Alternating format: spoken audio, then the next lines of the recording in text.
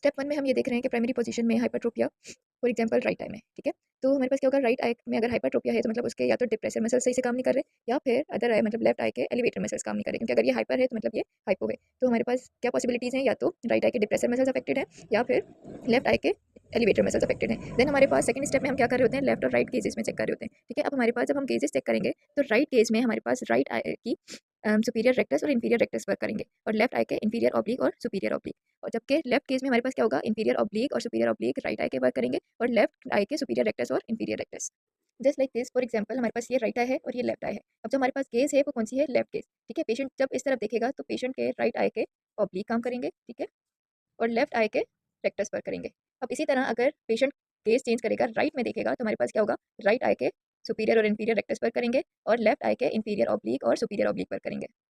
Then फिर हमने देखा कि जो राइट हाइपरट्रोपिया है वो इंक्रीज हो रहा है हमारे पास राइट केस में, ठीक है। तो राइट केस में अगर इंक्रीज हो रहा है तो मतलब लेफ्ट केस हमारे पास नॉर्मल है, उसमें हमारे पास कोई डेविएशन नहीं मिल रही। राइट केस में क्या हुआ, ऑलरेडी हमने देखा हुआ था कि राइट में हमारे पास हाइपरट्रोपिया है, तो मतलब या तो उसका डिप्रेसर वर्क नहीं कर रहा है, या फिर हमारे पास लेफ्ट का एलिवेटर वर्क नहीं कर रहा। तो हमारे पास राइट केस में ये दो मसल्स राइट आई के हम देखेंगे, और लेफ्ट आई के ऑब्लिक मसल्स देखेंगे, ठीक है। अब हमारे पास सुपीरियर रेक्टस और सुपीरियर ऑब्लिक ऑलरेडी कट है, कि या तो हमारे पास राइट का डिप्रेसर काम नहीं कर रहा, या फिर लेफ्ट का एलिवेटर, ठीक है। अभी हम राइट केस चेक कर रहे हैं तो हमारे पास ये मसल्स कट हैं, ठीक है, जब हमारे पास लेफ्ट के ऑब्लिक और राइट के रेक्टस हैं, ठीक है। तो फॉर एग्जांपल हमने क्या किया, राइट केस जब चेक की तो हमारे पास हाइपरट्रोपिया बढ़ा हुआ मिला, ठीक है, राइट आई में। तो इसका क्या मतलब हुआ कि राइट में हाइपरट्रोपिया है, तो या तो इसका डिप्रेसर यानी कि इंफीरियर रेक्टस वर्क नहीं कर रहा, या फिर लेफ्ट का हमारे पास एलिवेटर यानी कि इंफीरियर ऑब्लिक वर्क नहीं कर रहा।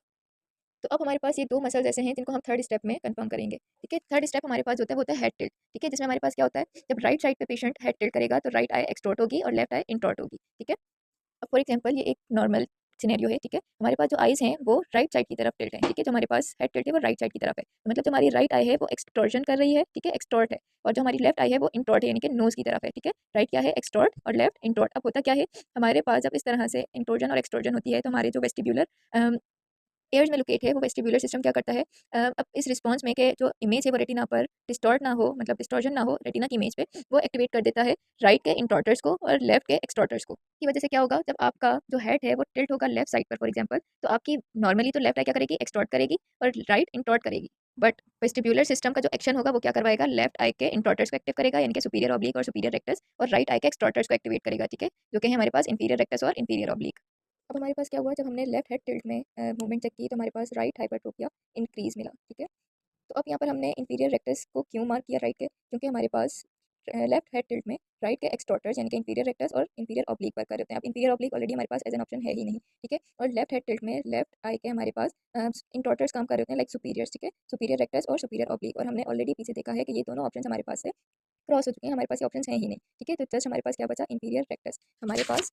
ओके, इजी मेथड इस तरह से याद रखें, फॉर एग्जांपल लेफ्ट हाइपरट्रोपिया है हमारे पास, ठीक है। तो लेफ्ट हाइपरट्रोपिया है तो हमारे पास लेफ्ट के एलिवेटर्स क्रॉस हो गए और राइट के डिप्रेसर्स क्रॉस हो गए, ठीक है। अब हमारे पास बचे लेफ्ट के डिप्रेसर्स और राइट के एलिवेटर्स। अब यहाँ क्या है कि इंक्रीज हो रहा है हाइपरट्रोपिया लेफ्ट केस पर, ठीक है। तो आप क्या करें कि लेफ्ट के आपकी जो चार्ट है उसके लेफ्ट साइड के मसल्स को क्रॉस कर दें, ठीक है। अब आपके पास बचे इंफीरियर रेक्टस और इंफीरियर ऑब्लिक।